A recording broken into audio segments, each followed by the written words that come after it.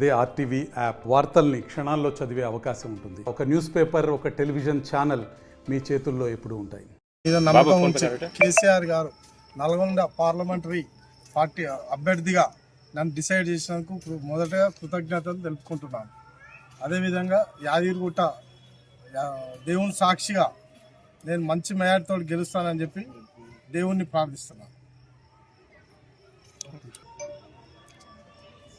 మాజీ ముఖ్యమంత్రి గౌరవ కల్వకుంట్ల చంద్రశేఖరరావు గారు టీఆర్ఎస్ పార్టీ బీఆర్ఎస్ పార్టీ అభ్యర్థి, నల్గొండ పార్లమెంటు అభ్యర్థిగా కంచర్ల కృష్ణారెడ్డిని ప్రకటించిన సందర్భంలో మాజీ ముఖ్యమంత్రి కల్వకుంట్ల చంద్రశేఖరరావు గారికి మా కుటుంబం పక్షాన కృతజ్ఞతలు తెలియజేసుకుంటూ, అదేవిధంగా మా నల్గొండ జిల్లా పక్షాన కూడా కృతజ్ఞతలు తెలియజేసుకుంటా ఉన్నాం.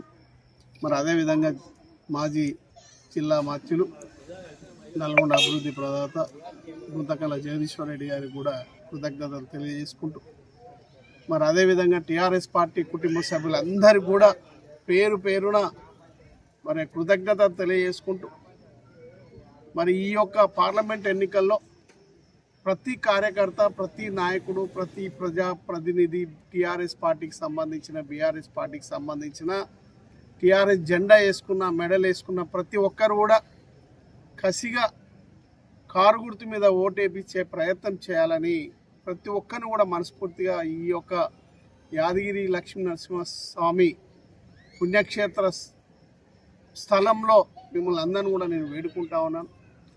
మంచి జరగాలి, ఈ రాష్ట్రం బాగుండాలి, ఈ రాష్ట్రంలో ఉన్నటువంటి ప్రజలందరూ కూడా బాగుండాలని ఆ ముఖ్యమంత్రిగా కల్వకుంట్ల చంద్రశేఖరరావు గారు చేసినటువంటి అభివృద్ధి, కనివిని ఎరగని రీతిలో ముందుకు నడిపించినటువంటి పాలన, ఆ పాలన త్రుటిలో తప్పి అబద్ధపు మాటలతో అధికారం కోల్పోయినటువంటి టీఆర్ఎస్ పార్టీని మళ్ళీ మనము గట్టెక్కించుకొని, అదేవిధంగా రేపు జరిగే పార్లమెంట్ ఎన్నికల్లో కూడా అబద్ధపు వాగ్దానాలతో వచ్చినటువంటి కాంగ్రెస్ని మెడలు వంచాలంటే రేపు పార్లమెంట్ ఎన్నికల్లో కారు గుర్తు మీద ఓటేసి గెలిపించుకునే బాధ్యత ప్రతి ఒక్కరు కూడా తీసుకోవాలని. మరిన్ని వీడియోస్ కోసం ఛానల్ ని సబ్స్క్రైబ్ చేయండి. లేటెస్ట్ అప్డేట్స్ కోసం వాట్సాప్ ఛానల్ ని ఫాలో చేయండి. అండ్ లింక్ డిస్క్రిప్షన్ లో ఉంది.